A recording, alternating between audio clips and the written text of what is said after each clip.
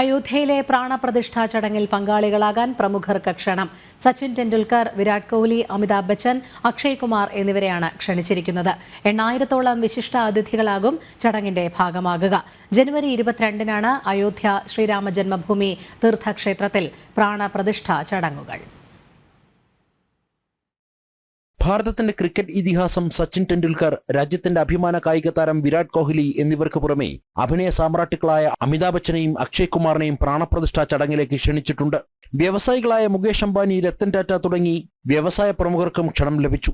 രാജ്യത്തെ സന്യാസി ശ്രേഷ്ഠന്മാർ, പുരോഹിതന്മാർ, മതനേതാക്കൾ, മികവ് പുലർത്തിയ മുൻ സിവിൽ സർവീസ് ഉദ്യോഗസ്ഥർ, വിരമിച്ച സൈനികർ, മുതിർന്ന അഭിഭാഷകർ, ശാസ്ത്രജ്ഞർ, കവികൾ, സംഗീതജ്ഞർ, പത്മശ്രീ, പത്മഭൂഷൺ ജേതാക്കൾ എന്നിവരുൾപ്പെടെ ആദരണീയരായ വ്യക്തികൾക്ക് തപാൽ വഴിയും വാട്സപ്പ് വഴിയും ക്ഷണം ഇതിനോടകം ലഭിച്ചു.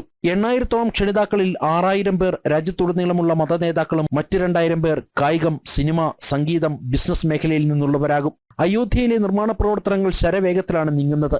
ഈ മാസം 31-നകം മുഴുവൻ പ്രവൃത്തികളും പൂർത്തീകരിക്കാനാണ് ലക്ഷ്യമിടുന്നത്.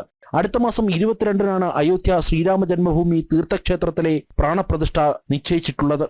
ജനം, ഡൽഹി.